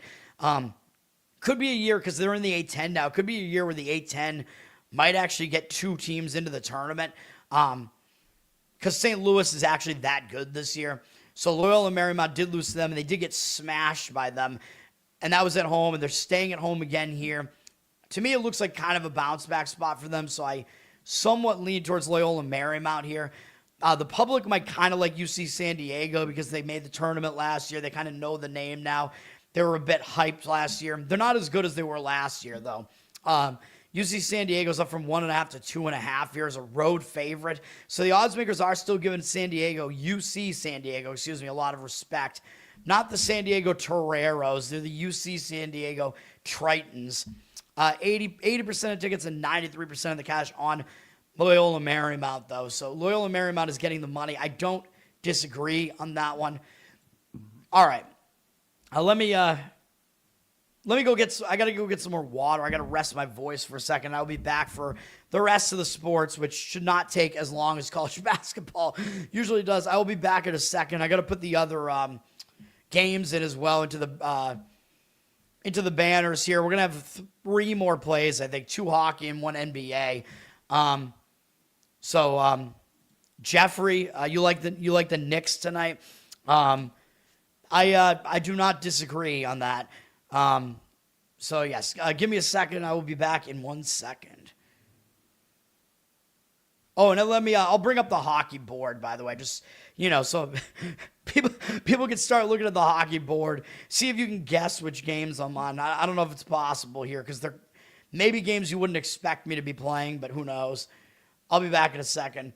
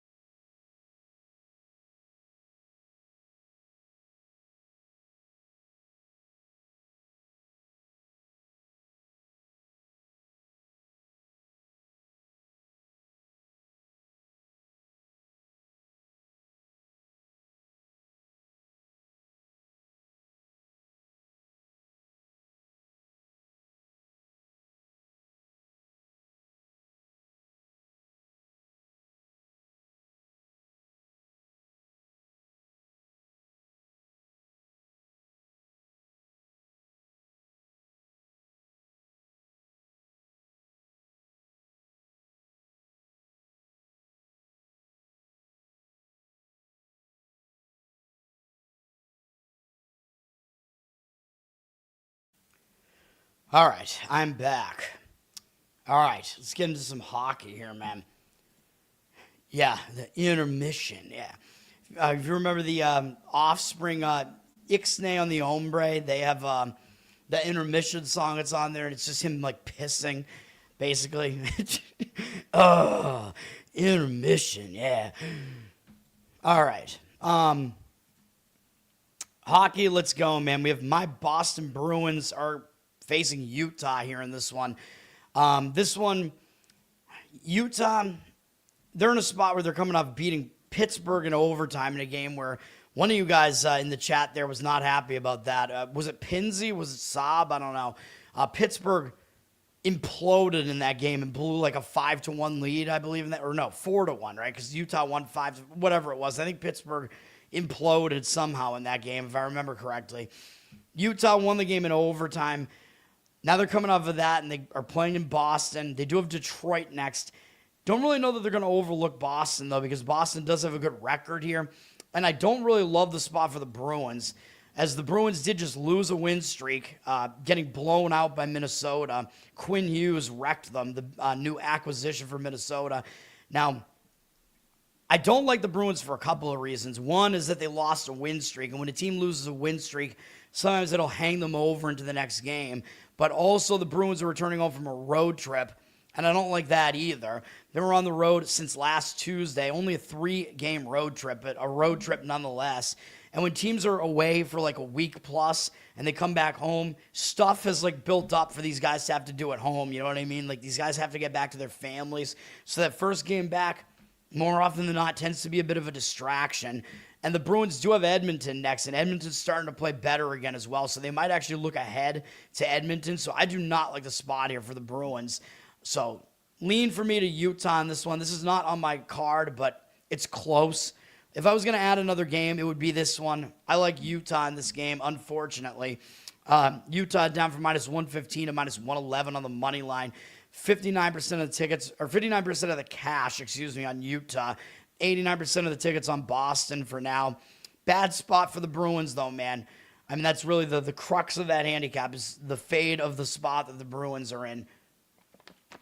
So, unfortunately, but that's the way that one is. Chicago is at Toronto. Chicago, they look like they're in a bounce-back spot to me because they're coming off getting shut out at home against Detroit 4-0. And you know I talk about when a team gets shut out, especially by 4+ goals at home, they tend to play better in the next game, and they are in a bounce-back spot in the next game. It's even actually better for Chicago because they had multiple days off. And when you have multiple days off and you're on a losing streak, that can help break that momentum as well. You work on fixing things. And they're starting a road trip, and that's also a positive. When you start a road trip, you tend to be more focused, get the road trip off on the right foot. So I like that. This is an original 6 matchup as well between Toronto and Chicago. They're 2 of the original 6 hockey teams. Now, Toronto, I don't really think that they're in a bad spot either, though. So I think both teams show up here. Toronto, they're coming off 2 losses at home to San Jose in overtime, but Toronto was kind of in a letdown spot in that one because they had beaten Tampa Bay the game before that, and they played close against Montreal the game before that, and they had wins against Florida and Carolina before that. The Montreal loss was in a return home spot, too. I think that was a win for us on the show on Montreal. So Toronto had a tough run of games. I think that's why they lost to San Jose, but then it kind of continued into this game against Edmonton. Toronto lost that game pretty ugly, 6-3 at home. Now, extra rest, staying at home. I do think Toronto shows up in this game as well, though you got to worry a little bit about a look ahead potentially to Washington because Washington is playing well right now. Just the fact that it's an original 6 matchup alone doesn't necessarily mean both teams are going to be motivated or whatever because that's been the case for all of history. So, for me, lean to Chicago slightly in this game. You're getting a huge dog price on them if you want it. I mean, Toronto's down from -230 to -215. 86% of the tickets and 89% of the cash on Toronto. I lean to Chicago in this one, plus 1.5 on the puck line is probably the way to look at that game. So that is my opinion there. Stacks, what's up? Thanks for hanging out again, man. All right. Next game up is Philadelphia at Montreal. For this one, Montreal's coming up beating Edmonton. That's a big win. 4-1 win over Edmonton. So my instinct there is pretty much immediately, probably you want to fade Montreal, being in a letdown spot potentially after that. They are playing a third game in 4 days, a fourth game in 6 days, with only the last 2 of them being at home. For Philadelphia's coming in on an ugly stretch. They've lost a few games in a row. The problem is, I think they're in a bad spot too, because the last 3 games, which are all losses, were all against good teams, and they went into overtime or shootout in all of them, losing to Vegas in overtime, then Carolina in a shootout. Then they turned around and they took Carolina into a shootout again and lost again, and they're playing a third game in 4 days, all in different cities. Those games all came within the last 6 days as well. So I think it's a bad spot for both teams here, man. I do not love it. This game, I mean, to me, this game is kind of an over opinion for me. At least I was right about the totals yesterday in hockey. Not really a totals guy, as you know, but the line on the total dropped a little bit from 6.5 to 5, or 6 to 5.5, excuse me. But I don't know. To me, I think that total's a bit too low. As far as the side is concerned, I kind of lean towards Montreal. Philadelphia, just more travel, coming off so many tough games in a row. I think Montreal is the better way to look here. 77% of tickets and 83% of the cash on the Philadelphia side here. Montreal down from minus 138 to minus 134. So, I lean to Montreal, though. Looks like Philadelphia might be a public dog in this game. And Philadelphia, as I keep pointing out, I don't think they're as good as their record would indicate that they are. I'm already back, man. What? Are you delayed, Jeffrey? What's going on here? Jeffrey might be on a delay. I don't know. You're Calgary and Columbus, huh? Interesting. I'm worried that Saab is stalking me. I'm worried that he has he installed what would it be? He installed spyware on my machine or something. He's spying on me, man. Islanders are at Detroit. Islanders, they're on a win streak here. The Islanders just beat Tampa Bay again. I don't know how they keep doing it. They've beaten Tampa Bay 3 times in December alone. And not only did they do that, but look at this run of games, man, where they lost to Washington, beat Tampa, beat Colorado, beat Tampa again, now on the road, lost at Florida, beat Vegas back at home in a shootout, beat Anaheim, beat Tampa again in a shootout. Now after all that, multiple days off, but I think the days off hurt when you're on a win streak. You don't want to have that many days off, you know what I mean? Because it will stop your losing momentum a little bit. So I actually don't like that. And they have a single game on the road here now at Detroit off of all these big wins. I don't love how it sets up for the Islanders, man. I do not. Detroit is coming off that win where they smashed Chicago 4-0. But the reason I can't get on Detroit here is, if you know me, the reason is obvious. It is that Detroit is returning home from a road trip. They've been on the road since Thursday, December 4th. They went all the way out to the Pacific Northwest, and then they came back close to home. And I know they have 2 days off, but I think when you return home, the days off are actually bad because it helps you settle in at home. So when a team returns home, they got to get stuff done at home that hasn't been getting done while they've been on the road. So I think it's a bad spot for both teams here, man. So again, that would have me kind of looking towards an over, because I think when teams are in spots where they might not be totally focused and whatever, it affects their defense a little bit more. This total's sitting at 6. Don't really see the percentages on that yet. The money is coming in on Detroit, it looks like, even though they initially dropped from minus 137 to minus 125. 70% of tickets are on the Islanders, 53% of the cash on Detroit, though. I really struggled to determine what I would want to do with the side. Both teams are in such awful spots, but I think the return home spot is usually the worst situation, so I kind of lean towards the Islanders, but the money is saying otherwise to me as far as this market read is concerned. So you can see why I'm staying away from the game. I'm just staying completely off of it. Utah put up 140. The Jazz? I wasn't paying attention at all to the Jazz. Columbus, yes, I also like it. Saab he's stalking me. Freezing in Philly. It is freezing here in Boston as well. Freezing temperatures. It is in the 20s, basically. You're from the future? Holy crap. I haven't looked at tomorrow's games at all, man. You're telling me that the Kings are going to be a play tomorrow? I have no idea. The LA Kings in hockey. You own oh, God. Saab actually owns a time-traveling portal. Okay. That's correct. Trump's uncle, John G. Trump, was one of the main dudes involved in the FBI's theft of the Tesla files. Tesla was living in the New Yorker hotel. He died. He had a bunch of those files with him. Likely had stuff to do with like wireless transmission of electricity or whatever, the stuff that he was working on. And some of those files have never been found. And we know that the FBI raided his hotel room after he died. And yes, John G. Trump was at the forefront of that. That is correct. Hopefully I don't slip. That is correct. Yeah, you paused. Well, I was like, oh, crap. Like, I'm back. Like, nobody hears me? What? My camera's not on? All right, Vancouver at the Rangers. I mean, you know I have to qualify every time with the Rangers at home. The Rangers suck at home. So that's one thing that has to be weighed here. Vancouver is coming off a nice win over New Jersey. Win for us on the show in that game as well. Kicked off the road trip off on the right foot. Nice win. Could be maybe in a little bit of a letdown spot after that, though. Even though they are still staying in the New York area, the Rangers are just staying at home. So the travel spot is not bad for the Rangers. Rangers did just get embarrassed pretty much at home by Anaheim. But they were coming off a win over Montreal. That was a nice win for the Rangers. Rangers are on a back-to-back, though, so that does worry me a little bit about the Rangers because they're going to be the less rested team. They will probably have Quick in net tonight, so they'll have the rested goalie there. He's a veteran, though. I mean, he's not a bad goalie at all. So, for me, my opinion is slightly leaning towards the Rangers in this one. Rangers down from minus 135 to minus 120. I know how bad they are at home, though, so I don't really want to do it. The money line looks like it did move against them, but I can't really get in on the Vancouver side after they had that pretty big win over New Jersey either, so that's a stay away as well. Saab apparently knows everything.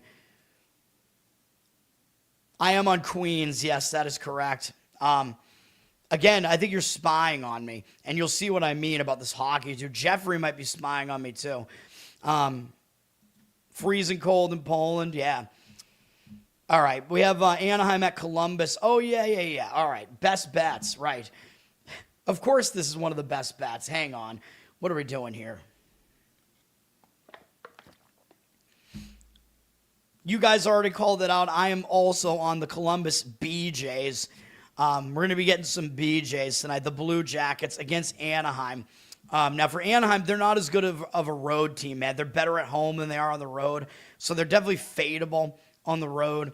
9-8-1 on the road, although Columbus not impressive at home, really 6-5-3, but Anaheim is worse on the road. And look at this spot that Anaheim is in, man. They're playing a third game in 4 days, and they're on a back-to-back with travel, all in different cities. 4 games in the last 6 days, 5 games in the last 8 days, actually, all in different cities, even though they just did the New York, New Jersey triangle, so there's not really that much travel involved. But still, they're having to go arena to arena in those ones. And now they're coming off beating the New York Rangers yesterday. They're on the back-to-back here. So probably they're going to be switching goaltenders here. I don't even know what Anaheim's doing as far as their goalies are concerned because Dostal played in both their last 2 games. So I don't know if it's going to be Husso again in this game, the Husso, or somebody else here. I don't know. But not only is this a bad spot as far as the travel and the amount of games they're playing in short succession, they're going out to Columbus, and then on Friday they got to play Dallas. Dallas is a much bigger game, especially for a Western Conference team like Anaheim. I think they're going to look past Columbus here, man. So it's a bad spot for Anaheim. For Columbus, we're jumping on them, man. I think they're in a more positive spot here. They're just staying at home. Yes, they had a tough game against Vegas last time out, but they've lost 5 games in a row, man, and they are going to want to get something on this homestand. They had some tough games. I mean, they played some good teams on the road. They took Florida to OT, and then they lost to Washington and Carolina, and then they lost a return home spot. Are you really going to blame them for any of those losses? And then they lost to Vegas, also a good team. Can't really blame them, and now they have some much-needed rest. They have 2 days off, and they're staying at home, so they're the much more rested team. And I know that's being factored into the number because you got to be thinking, why is Columbus favored like this when they're the team with the worst record? Well, the public is also going to be wondering that. And the public is probably going to think there's value in Anaheim. Like, oh my God, I'm getting the team with a better record as an underdog. But there are reasons for it. And again, I know we're talking about the spot here as far as the rest and whatever. And I know that is being factored into the line. But I still think some of the intangibles as far as the scheduling spot don't get factored in. I still like Columbus in this game. Oddsmakers are kind of telling you that the disparity between these two teams is not as much as you would think. They're kind of saying that Columbus is somewhere around as good as Anaheim is, really. And then they're adding on the home ice. Plus, they're also having to add on the but they got to, they juice the line a little bit as well, like the VIG. And then they also have to put in the factor in the situation. But I think after all that, the line is maybe actually even not quite heavy enough. Columbus, they do have Minnesota up next, but I don't think they're going to be looking ahead to anybody with the way they've been playing. So, yeah, Columbus is the play in this one. They're getting the money. It looks like they're up from minus 135 to minus 145. I would still play this on the money line at anything below minus 150. 55% of tickets, 62% of the cash on Columbus. So the money is agreeing on the Columbus side there. There we go. That's that game. Wrong on the Raptors. The Wemby talk, yeah. Saab, I can't believe how much you're stalking me, bro. What are we talking about here? Everybody's talking, yeah, we'll talk about that game when I get to it, but yes, correct. The Blue Jackets, yeah. Ducks, yeah, have 4. That's crazy. Yeah, you're right. I forgot to talk about that. Yeah, Ducks have Chris Kreider. I don't know who else they have, but yeah, they have one of the Rangers' best players from the last several years, Kreider, but they might have other ex-Rangers as well. So that was a big game for them, and they got to play in a familiar environment for them and probably had some fans in the stadium for that. So that's a good point. Tampa's injured, correct. Vasilevsky is definitely injured for them. How cold was it in Chicago? Cold. I don't know. It was probably somewhere in the vicinity of 10 to 15 degrees, I would say, not factoring in the wind chill and whatever. Yes, sir. Trouba and Kreider. I don't know who else. I just know Kreider because he's from around here, and one of my coworkers from my first company knows Kreider really well because Kreider was friends with his son, and they played hockey together up here in Massachusetts. Edmonton at Pittsburgh. Edmonton coming off a pretty ugly loss at Montreal, losing 4-1. To me, it kind of looks like a bounce-back spot for them here, but they are playing a third game in 4 days, fourth game in 6 days, all in different cities, so that's not exactly that easy to do as far as the travel spot is concerned. Pittsburgh, they're not as good as their record looks, although you got to see that they have a lot of overtime losses, so they do have a lot of losses. Speaking of that, they have 5 losses in a row. They are coming off, I believe, blowing that game against Utah, if I'm not mistaken. This game, yeah, they were up 3-1 is what I was thinking, I guess, in this game. Because I remember seeing Pittsburgh winning early on in this game. It was a tough game. It was an overtime game. They took that loss. Pittsburgh is staying at home, though, coming into this one. So, I don't know. This one's a tough read for me as well, man. And what the other interesting thing about this is the goalie swap game because these two teams just switched goalies. So Edmonton traded Skinner to Pittsburgh for Jarry, however you pronounce his name. So it looks like Jarry will be in net for Edmonton here because Pickard played last night. And then for Pittsburgh, is it going to be are they going to go with the full effect here? Let me see. Yeah, Pittsburgh has not played Skinner at all yet, it looks like. So I don't know. I don't know if he's playing this game or not. Because you'd want this to be the goalie swap game and have both goalies playing up against each other, man. It's such a weird game. But if both goalies are playing, I mean, maybe an under does actually kind of make sense in that game because the goalies will want to be motivated, play well for the new team, whatever, against the teams that got rid of them. The money is coming in on Pittsburgh for what it's worth. Edmonton's down from minus 148 to minus 138. 53% of tickets on Edmonton, 59% of the cash coming in on Pittsburgh. I'm not going to disagree with taking Pittsburgh as the dog here. I mean, Edmonton, now they start looking like they look like they have started righting the ship. The public will be back on them, so I kind of agree with the Penguins there. Penguins winless on the homestand, yeah, with their ex-goalie playing against them. Yeah. Right. It looks easy to play the Oilers to bounce back. You're correct about that.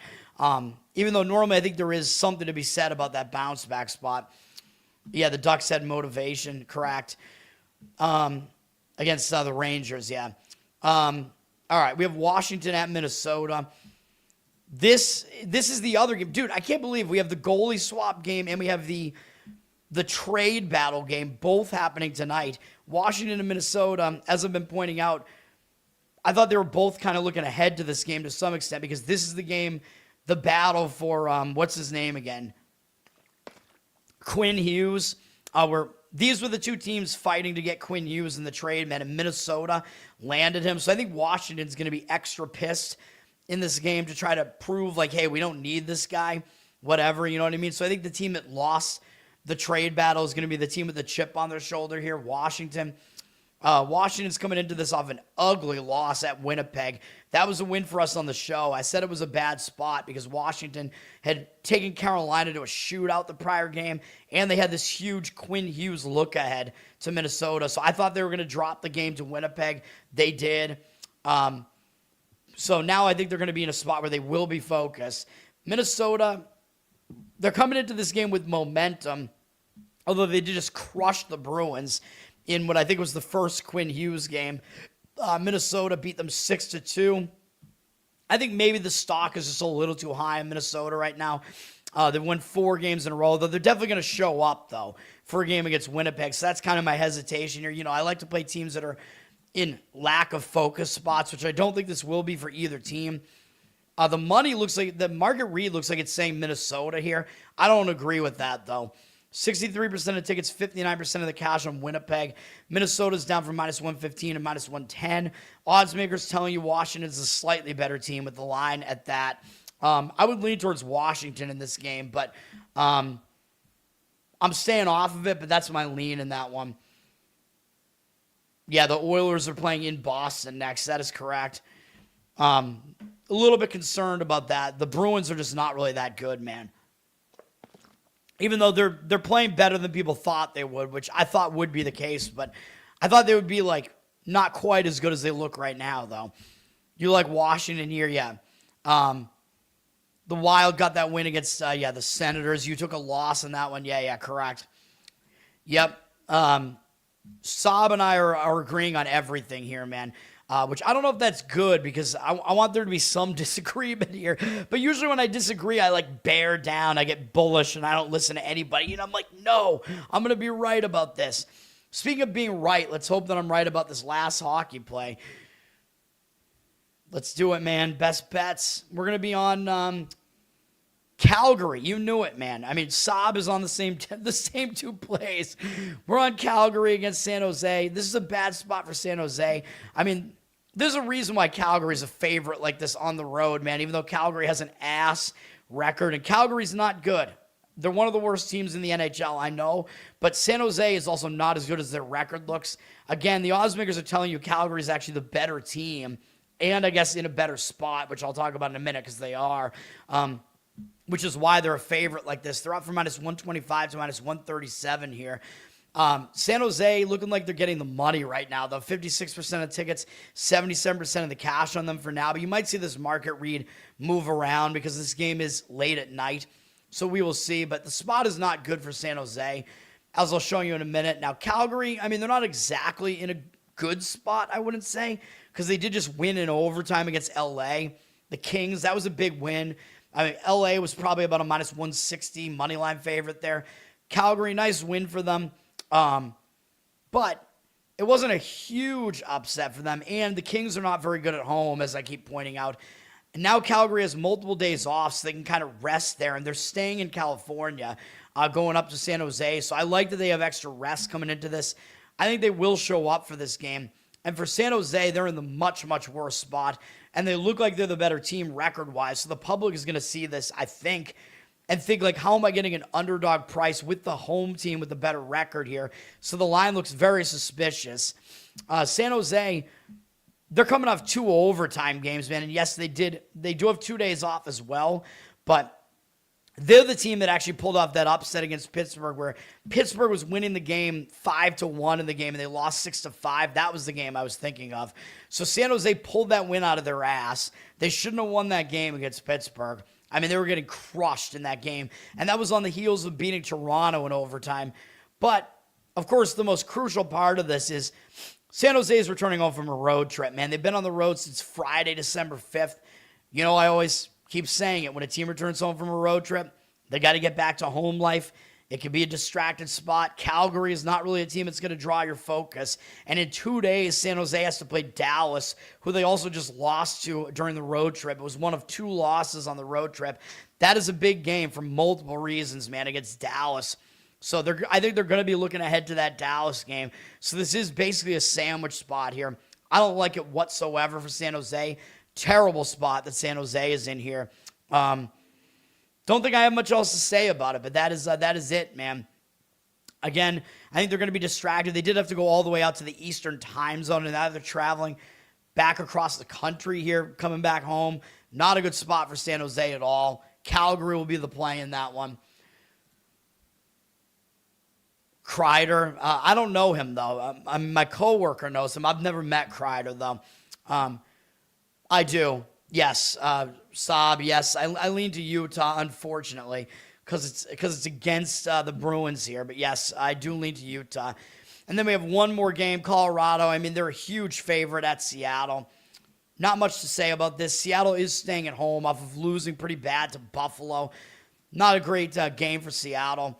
But for Colorado, I mean, Colorado got their revenge against Nashville after they beat Florida. But they're starting a road trip kind of with momentum here. I don't really think Colorado's going to be in a spot where they're really going to overlook this. I mean, I don't know. They do have a couple of days off. Oh, it's not a road trip. My apologies. It's a single road game. So I guess maybe it is a little bit weird. Maybe Colorado won't really show up for a single game in Seattle. I don't know. I mean, they're not really coming off of anything big, though. I mean, even though technically it was quick revenge against Nashville, I mean, do you really get overconfident after beating Nashville? Probably not. The money is coming in on Colorado here. They're up from minus 240 to minus 305 as a road favorite. That is just insane. 86% of tickets, 99% of the cash on Colorado. I mean, if I was going to find a way to maybe try to play Colorado in that one, it would probably be over their team total, but I don't want to do anything with that game, obviously. Let's go to the NBA. One game, the NBA Cup. We're going to be on it, and we're going to agree with the market on this one. I'm going to come back after I know I lost fading at San Antonio in the prior game because it was the return of Wembanyama, and I thought it was a reverse injured player spot. We're going to do this again, though. We're going to go with the New York Knicks, even though I don't like them as a Celtics fan. Throw bias out the window, baby. You got to just handicap the game, and we're going to do it. I like the spot for the Knicks. This is a spot where the public, they're all going to be on San Antonio, man. They're going to see that San Antonio's a dog here, and San Antonio just beat Oklahoma City. I mean, come on, man. I know this is the final, and both teams want to win, but of course, that's the whole thing, right? At this point, both teams are going to show up and want to win, but I think San Antonio is going to be the more tired team here, man. I mean, they just pulled off back-to-back huge upsets at the LA Lakers. Then with Wemba back, they just beat Oklahoma City as double-digit underdogs. Had to come back after they were double-digit. They were losing by double digits after the first quarter in that game. So I thought we were on track to win that game with OKC, and we didn't. Now, usually I say the second game at the injured player is back is a better spot for that team. But in this case, I don't think so, man. I just don't think San Antonio can keep this up this many games in a row. This game, I believe, is also in Vegas, where the Final Four games were. Yep, it's at T-Mobile in Vegas. I mean, both teams played in this arena already, so it's not really an advantage to one team over the other, although San Antonio probably does have more of a fan base out there, so maybe you do have to worry about that a little bit, but the Knicks are also they're the team that has more experience playing in high-pressure situations, man. I mean, this is a Knicks team that has made runs in the playoffs the last couple of years, so they know what they're doing. They had a much easier win in the previous round of this tournament as a favorite against Orlando. Whatever, they were expected to win. The public, though, they see San Antonio beating the Thunder, and they're going to line up on San Antonio, man. Oh, my God, if San Antonio can beat the Thunder, they can beat any team in the NBA, right? Of course they're going to beat the Knicks. That's just not the way that it works, man. It isn't. As far as the injuries are concerned, I haven't been paying attention to the Knicks injury situation as far as Anunoby. He is back, so it looks like they're only without Miles McBride here. When did Anunoby come back? He's been back for a while. He came back on December 5th, so my apologies for missing that when he came back. But we're good as far as the Knicks are concerned. The Knicks have a full roster. Anunoby's been back for a while. I know Brunson missed a couple of games around that same time, but the Knicks, they're pretty much a full roster here for this game. Both teams basically are, but you can see the market read here as well. This is a pros versus Joes spot where 53% of the tickets are on the Spurs, but the real money is coming in on the Knicks, 87% of the cash. It might change throughout the day, but we're going to lay it. I think you can still find a 2.5 out there on the Knicks. 3 probably is still fine, but I prefer the 2.5, obviously. Get the best number that you can. At least it's not football where the 3 is more key, but that's what we're going to do in this game. It'll be the Knicks minus the points. If you want to go money line on it, you could do that too. I think the Knicks get it done, and they win the meaningless NBA Cup there. Yeah, we're on 5 plays that are the same here. 2 in college basketball, both hockey plays, and now the NBA. Now we'll go to the college football bowl game that is tonight to finish this off. This is the ISF Salute to Veterans Bowl in Montgomery, Alabama, which I talked about this on my bowl preview show, man, and I believe I gave out a slight opinion on this, and I think the line is moving in that same direction because this line has moved. These bowl lines move all over the place, man. So unfortunately, if you do like the side that the line moved, you've pretty much lost all the value on it, and I do kind of agree with that side. Usually, these bowl moves are usually pretty strong. Like the biggest line move that you see is usually going to be the right side in the bowl. There's always a reason for it. Now, for these bowl games, you do have to look at the opt-outs. So I didn't look at it for the LA Bowl, but that was fine because both teams actually pretty much had all their starters in that game. But now that players opt out and whatever, you got to make sure. You got to see what's going on here. So one of the running backs from Troy, Meadows, did hit the transfer portal. And you got to look at the injury for Goose Crowder, who is the starting quarterback for Troy. He was injured in the middle of the season. He's been back for a while, and I think he is going to play tonight. So they will have their quarterback, but I don't think Troy has that much of a downgrade from him to, I forget the name of their backup quarterback, but I don't think there's that much of a downgrade. Their offense is not good anyway, so I don't think it matters that much which one of their quarterbacks is in there, although Goose has a better name, man. The Goose is loose. And then for Jacksonville State, the fact that they have no transfers, no opt-outs, that tells you Jacksonville State wants to be here.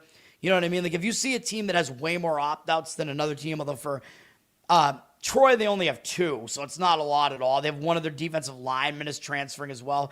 But when a team has nobody transferring out, that tells you that team wants to be there. You do have to worry about some of the injuries there in Jacksonville State, but I don't think it's that big of a deal. So that tells you Jacksonville State wants to be here. For the most part, I think both teams kind of do. Now, both teams are, in a way, disappointed because both teams lost their conference championship. Troy, you didn't even expect them to be in the conference championship, though. They snuck in after Southern Miss fell apart. Troy got in and they got hammered by James Madison. I mean, they were not expected to beat James Madison, obviously. They weren't even expected to be in the Sun Belt Championship, so I don't really see Troy being disappointed to be here. They're a team that doesn't make that many bowl games. Jacksonville State has made even fewer, though. Jacksonville State's a program that's new to Division I, so I think Jacksonville State is going to show up in this one. Just as a program, they're new to Division I, and I believe they may only have been in one bowl so far. And I remember I gave out a play on it because it was a team in their first bowl appearance in program history, so you knew they were going to get up for it. And 2 of their quarterbacks got hurt in that game, if I remember correctly, and they almost lost the game. And they brought in their starting quarterback again, and he was playing injured and couldn't throw. It was crazy, dude. But they won the game anyway for me. It was an insane overtime game in the New Orleans Bowl or something. You can go find that a couple years ago. But I think Jacksonville State, again, as a young program, they're going to be excited about this bowl, in my opinion. Even though they did lose their conference championship, and they certainly could have won it against Kennesaw State. Both teams very new to Division I, Jacksonville and Kennesaw. Both teams wanted to win the Conference USA, but what would their reward be for winning the Conference USA, though? Like, where's Kennesaw at? Oh, they would get to play on Friday instead in the Myrtle Beach Bowl. I mean, I guess that's a little bit more of a reward than staying in your home state, but for these two teams that are so small that don't get to bowls that often, I don't think that they're going to not consider this to be a reward. You know what I mean? So both these teams are from Alabama, so they're both playing in Alabama. Yes, Jacksonville State is in Jacksonville, Alabama, not Florida. Troy is in Troy, Alabama, or whatever. So both of these teams get to play in their home state. But I think, again, when teams don't make bowls that often and they get to play in their home state, I think they actually do still get excited about it because their friends and family could show up to the game. They get a nice crowd for it. So both of these teams will have good crowd support here in this game. So again, I think they're both going to show up. As far as the X's and O's here, Jacksonville State, I think, is the better team, which is why I don't know how they opened as a 4-point dog in this game. And with the if Goose Crowder is actually going to play for Troy, I don't know how the line is moving towards Jacksonville State. Although, as I said, I don't think Troy having a quarterback change, I don't think really matters that much. But you can see that the actual money has pounded Jacksonville State to the point where they went from a 4-point dog to now a 1-point favorite. And I think that is a legitimate move. And now I think that maybe the line has just moved so far that there is going to be some buyback on Troy. But I like Jacksonville State in this game as well. I agree with the initial move. 74% of tickets, only 72% of the cash on them right now. I mean, when you're just asking who's going to win the game, maybe it still makes sense if you want to have some action on it to just roll with Jacksonville State, maybe money line. I mean, maybe I would wait to see if the line comes back a little bit and you get Jacksonville State as a small dog. But of course, you missed out because you could have gotten them better than a field goal here. So you missed out on the number here. Now, Jacksonville State, they run the football. So I like teams that run the football because they tend to be underrated because public, they don't like teams that run the football because their offense just doesn't look good. But they're a physical team more so. They run the football. That's good. I like that as far as Jacksonville State is concerned. Troy, they do play pretty good defense, though, but Troy's offense is not very good. Troy mostly, I think, actually tries to throw the football, but their offense just is very bad for the most part. So Jacksonville State, I actually think, is a somewhat more balanced team here. Again, I think they are the better team. I think the rushing attack can kind of help them out in this game. I would not be opposed to an under in this game either. The total has gone down from 51 to 49.5. 59% of the cash on both the over on both the tickets and the cash. But because Troy's offense isn't that good, there's some quarterback uncertainty, although that's going to be factored into the line a little bit. And because Jacksonville State is more of a team that focuses on running the football, which will shorten the game, the under makes sense to me in this game as well. Even though I know both teams are coming off games where they didn't score a lot in their respective championship games. This is not a game I'm going to give out a play on. Again, I really like Old Dominion in tomorrow's game, but you lost a lot of value on that line, so we'll talk about it tomorrow. I still might give it out. Hopefully you can get at least 3 on ODU tomorrow when the public gets involved. But for this Veterans Bowl, I'm not playing it. I don't know what IS4S is, but hopefully it's not like a military contract, or hopefully it's more of a pro-veteran company. I don't know who they are, but the veterans, you know me. I'm anti-war or whatever. I'm anti all of the U.S. military involvement. Just whatever. We don't want to get into politics here really on this show, but I will say that veterans are mistreated horribly when they come back home. The whatever it's called, the veteran, the VA, whatever is just awful. It's run by the government, so what do you expect? Veterans don't get treated well. They don't get the help that they need.